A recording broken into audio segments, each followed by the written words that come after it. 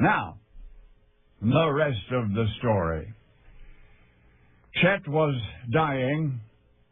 It had been a long illness, but at last the end was near.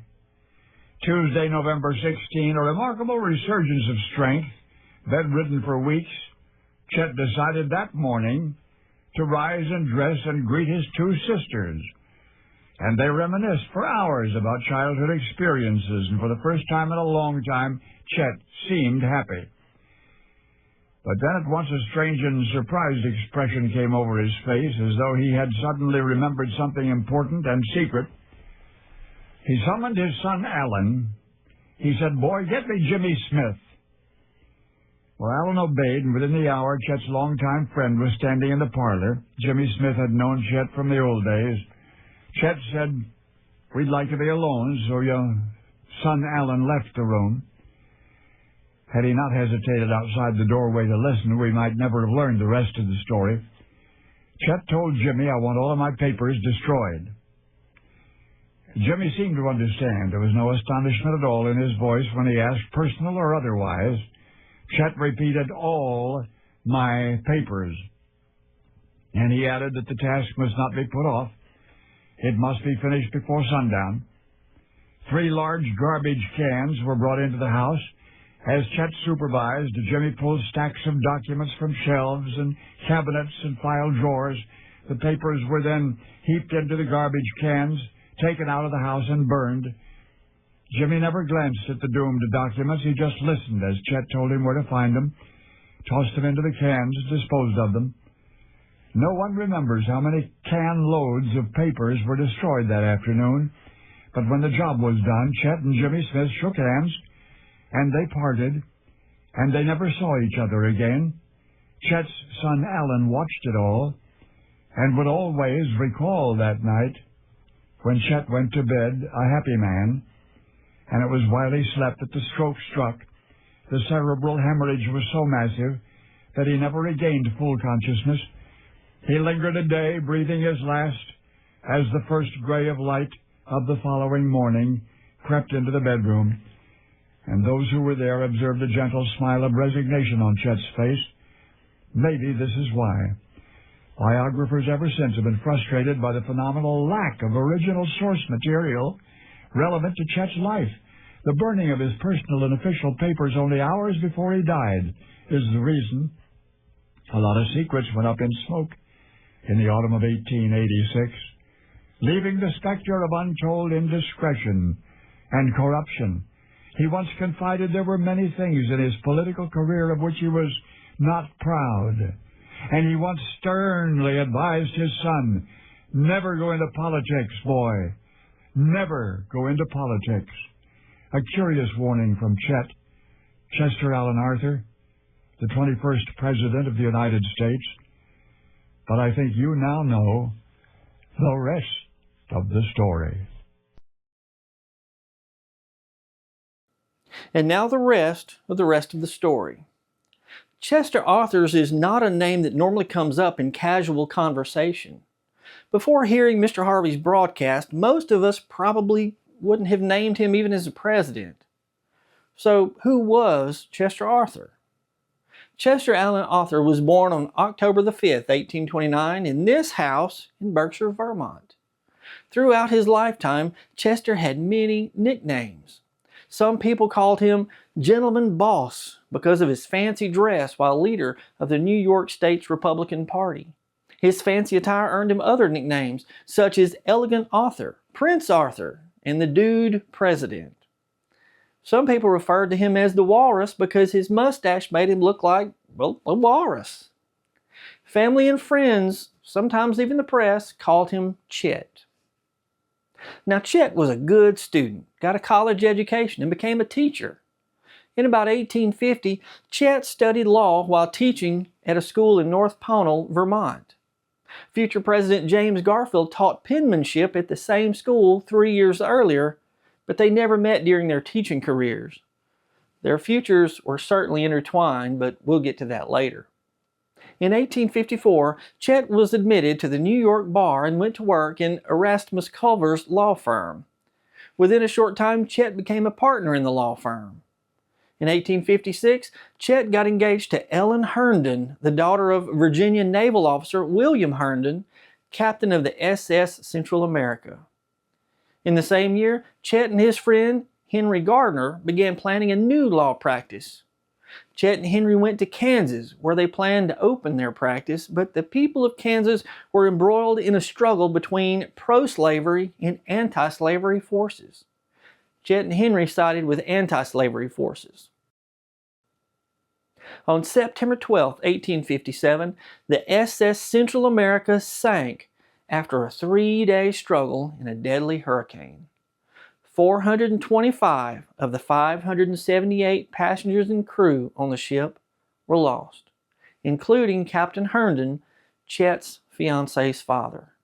It was around this time that Chet and Henry abandoned their plan to open a law practice in Kansas and returned to New York. In 1859, Chet and Ellen married. On a side note, the SS Central America became known as the Ship of Gold because it was carrying approximately 30,000 pounds of gold when it sank. On September the 11th, 1988, after an exhaustive search, a team led by Tommy Gregory Thompson located the shipwreck. Tommy's team recovered gold estimated from between $100 to $150 million. One single gold ingot that they recovered weighed 80 pounds. That one ingot sold for a record-breaking $8 million. It was the most valuable piece of currency in the world at the time. Now, among other items recovered from the shipwreck were daguerreotype photographs such as these. Now, even while sitting on the bottom of the ocean floor, the images remain clear. Now, take a look at this one. The identity of this woman remains a mystery, but she's become known as the Mona Lisa of the Deep. It's amazing that this image is that clear after being at the bottom of the Atlantic Ocean for 130 years. Now, where was I? Oh yeah, Chet and Ellen were married in 1859. Now, Chet and Henry opened the Arthur and Gardner law practice in New York and engaged in Republican Party politics. Soon thereafter, Chet became Judge Advocate General for the 2nd Brigade of the New York Militia. With the outbreak of the Civil War in 1861, Chet was appointed Engineer-in-Chief to the military staff of Governor Edwin D. Morgan. Chet rose to the rank of Quartermaster General in 1862 due to his proven efficiency in outfitting and housing the troops in New York. But Chet was never on the front line and was never engaged on a battlefield during the Civil War. In January 1863, Governor Morgan resigned as governor and was elected to the U.S. Senate the following month. When Governor Morgan resigned, Chet was relieved of his militia duties. Chet returned to the law practice, which flourished because of the contacts he had made in the militia. Chet and former Governor Morgan, they remained great friends, which helped Chet politically. In 1865, they attended the 2nd inauguration of Abraham Lincoln together. In 1868, Chet became chairman of the New York City Republican Executive Committee, and Morgan served as chairman of the Republican National Committee. They played a part in Ulysses Grant becoming president, and Grant never forgot it. Grant appointed Morgan to the collector's position in the U.S. Customs House, but Morgan had a reputation as a war profiteer. The collector was responsible for hiring and employing hundreds of workers to collect the tariffs due at the United States' busiest ports. In addition to a salary, the collector received a percentage of seized cargoes and fines. You can see how this could go bad. President Grant was pressured into replacing Morgan as collector, and that job went to Chet. Unlike Morgan, Chet was popular as collector. He was known for his fashionable clothing and lavish lifestyle, which were paid for by that percentage he received from the tariff fines. Chet's income while collector was more than the Secretary of the Treasury, Chet's boss. His income was even higher than the president's. When Rutherford B. Hayes was elected president in 1877, Chet's days as collector were numbered. In July 1878, President Hayes took advantage of a congressional recess and fired Chet. In the 2 years that followed, Chet had several posts on political committees. Now, earlier I said that Chet and James Garfield had taught at the same school, but at different times. Well, they became running mates in the 1880 presidential election. James Garfield became president and Chet became vice president. But at 9:30 on the morning of July the 2nd, 1881, President Garfield went to the Baltimore and Potomac Railroad to catch a train to Williams College, where he was scheduled to deliver a speech. Two of Garfield's sons and the Secretary of State and the Secretary of War waited at the station to see him off. As Garfield entered the waiting room, Charles Guiteau, a failed office seeker, pulled a gun from his pocket and fired at the president. The bullet grazed Garfield's shoulder. Garfield instinctively raised his arms and yelled, "My God, what was that?" Guiteau fired again. The second bullet struck Garfield in the back, and Garfield collapsed. He was carried back to the White House, where doctors said he would not survive the night. But Garfield's condition fluctuated. He got better, then worse.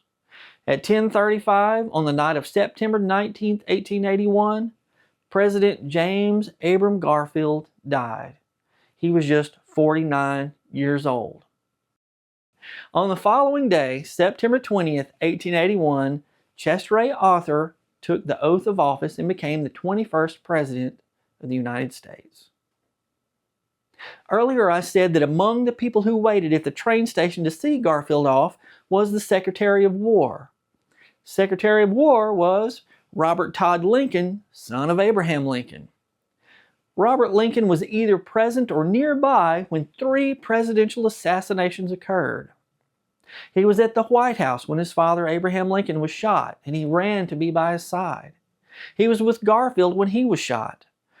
Robert Lincoln was just outside the door when President William McKinley was assassinated in the Temple of Music at the Pan American Exposition in Buffalo, New York.